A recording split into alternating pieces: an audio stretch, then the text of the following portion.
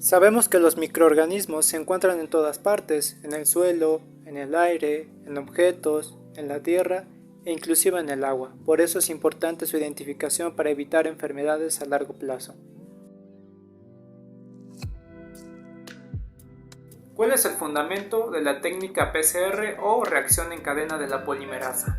El fundamento consiste en que se va a realizar un proceso enzimático in vitro en donde se va a utilizar la enzima ADN polimerasa para poder crear copias del material genético del microorganismo al cual deseamos detectar, con fines clínicos e inclusive se puede manejar en otras áreas del conocimiento.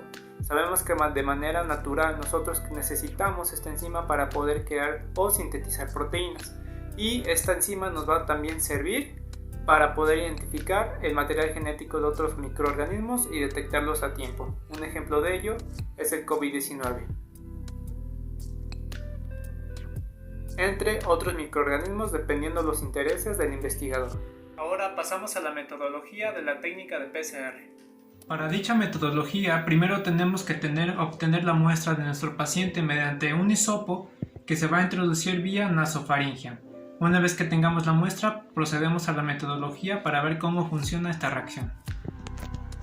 Vamos a simular que estos dos peines son la cadena de ADN de nuestro microorganismo. Nuestra muestra se va a meter a un termociclador de tal manera que mediante 95 grados centígrados, estas dos hebras, al momento de desnaturalizarlas, se puedan abrir de tal manera que posteriormente la enzima pueda llevar a cabo su trabajo. Entonces el primer paso es la desnaturalización para partir las dos hebras de la cadena de ADN. Si nuestras bases nitrogenadas son mayormente de guanina y citosina, pues se ajusta el termociclador. Una vez que se haya desnaturalizado la cadena de ADN, va a pasar por un proceso que se llama hibridación. En ese proceso los primers o las cadenas se van a alinear molecularmente de tal manera que posteriormente se pueda llevar una mejor reacción catalítica por parte de la enzima y esto se hace a una temperatura de entre 50 y 60 grados centígrados. Finalmente tenemos el proceso de extensión.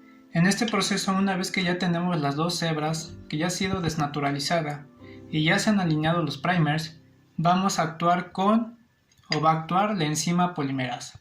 La enzima polimerasa lo que va a hacer es que mediante una temperatura de 72 grados centígrados, esta temperatura es necesaria para que la enzima pueda llevar a cabo su actividad catalítica.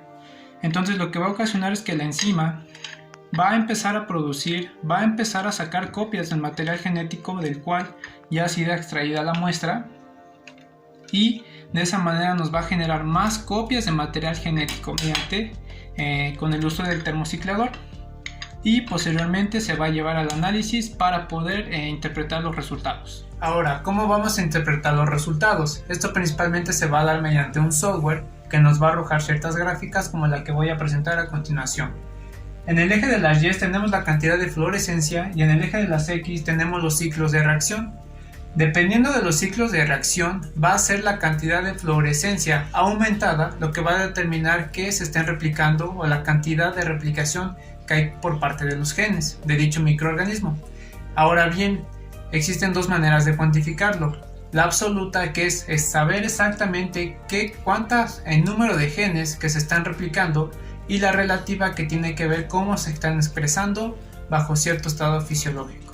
¿Cuál es la importancia de esta técnica? Su importancia radica principalmente en la sensibilidad, en la exactitud y sobre todo en la eficacia para detectar patógenos o microorganismos muy específicos como el COVID-19, para saber si nuestro paciente es positivo o es negativo para ser portador de dicho virus. Ahora bien, también ha sido importante en la medicina para poder saber cómo se comportan los genes de microorganismos muy específicos y saber inclusive cómo se pueden manipular para evitar enfermedades o tratarlas. Para finalizar, la siguiente bibliografía fue importante para la realización de este video. Por su atención, gracias.